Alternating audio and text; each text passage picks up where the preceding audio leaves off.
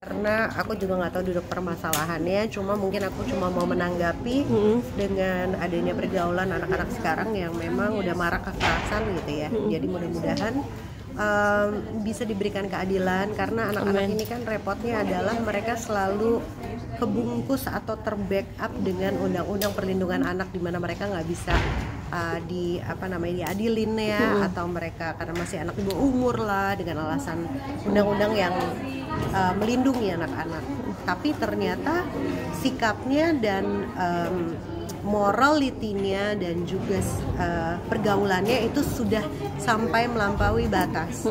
Jadi mudah-mudahan ada sebuah undang-undang yang memang adil untuk anak-anak yang melakukan tindak kriminal dan kekerasan,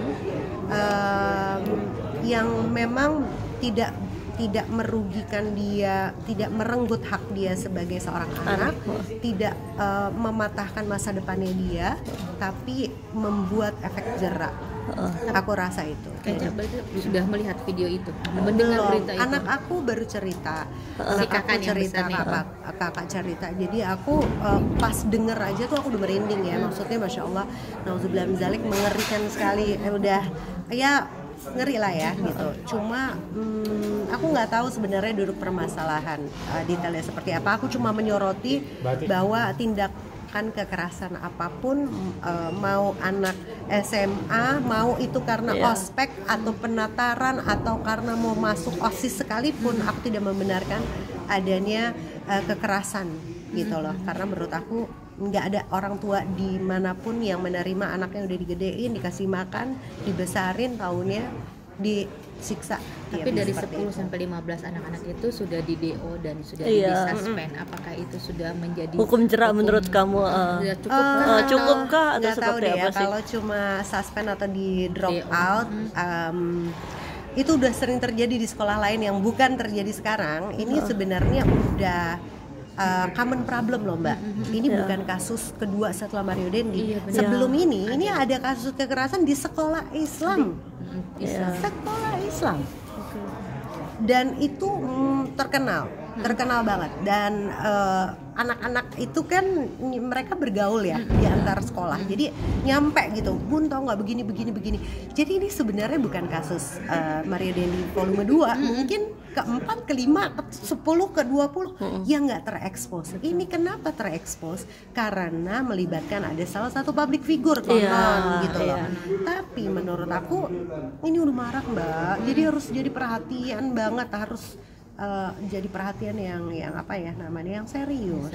Gimana supaya win-win solution, nggak menghancurkan masa depan pelaku, tapi juga bisa menyembuhkan dan membuat si korban ini juga hilang traumanya, dan juga bisa ngasih efek jerak. Ini kan sulit gitu ya, nggak mudah. Jadi mudah-mudahan teman-teman kita di parlemen gitu ya, para regulator, legislator, semuanya pada bisa membuat satu undang-undang yang adil, supaya mereka tidak terbebas dari tuntutan hukum yang sesuai aja sama umurnya. Kalau memang harus dipenjara, ya penjara. Kalau menurut aku sih nggak apa-apa, atau penjara nggak menyeramkan kok. Kalau untuk anak-anak kan mungkin mereka dikasih pekerjaan tugas kayak misalnya bersihin kamar mandi kayak gitu ya, atau gitu ya. Ya sesuai dengan tuntutannya aja, misalnya dijatuhin hukumannya seadil-adilnya gitu. Jadi nggak perlu menganggap lembaga permasyarakatan itu menjadi sesuatu momok menyeramkan. Tapi kalau memang itu untuk anak, memang dibikin sebuah program yang pas, kalau menurut aku ya mungkin itu jadi salah satu cara membuat kekerasan anak jadi berhenti. Aku nggak tahu. Jadi makin khawatir nggak sih kayak sama anak-anak? Apalagi sekarang gini ya Mbak, ketakutan kita tuh cuma dua, punya anak laki, yang satu nauzubillah min dzalik mencederai anak perempuan, atau narkoba, atau menyiksa orang sampai nauzubillah min dzalik kehilangan nyawa, atau celaka atau segala macam, atau justru terjerumus dalam pergaulan yang mungkin nggak kita harapin gitu ya. Misalnya jadi nggak suka sama lawan jenis gitu ya. Sebenarnya semuanya tuh kan challenging Mbak. Jadi kalau ditanya takut ya sebenarnya khawatir. Jadi kita sebagai orang tua, menurut aku penting banget mendekatkan, memperbaiki hubungan kita sama anak-anak. Lebih terbuka mungkin ya, apa aja cerita gitu. Itu banyak loh. Benerin deh hubungannya. Ada yang salah loh sama anak-anak yang suka melakukan kekerasan ini nih. Aku yakin ada yang salah. Kurang komunikasi mungkin sama kasih sayang gitu ya. Mungkin dia nggak ada perhatian atau dia punya trauma yang sebenarnya dia sendiri harus disembuhin. Kita kan nggak pernah tahu pelaku yang kita judge, tapi sementara pelaku itu sebenarnya mungkin punya luka yang parah sehingga seperti itu gitu loh. Jadi menurut aku, yuk, ini tugas kita loh, orang tua kita yang punya tanggung jawab paling utama dulu nih, sebelum dia ke sekolah, sebelum ke lingkungan yang lebih besar, tapi kita yang sebagai orang tua yang punya tanggung jawab nomor 1 untuk kita. Terakhir mungkin pihak sekolah harus apa sih menurut kamu? Ya tindak tegas lah. Kalau menurut aku DO itu udah benar ya, suspend itu udah benar. Tapi harus diputus mata rantai, rantai premanisme atau perpeloncoan itu menurut aku harus dibuang. Udah, bye.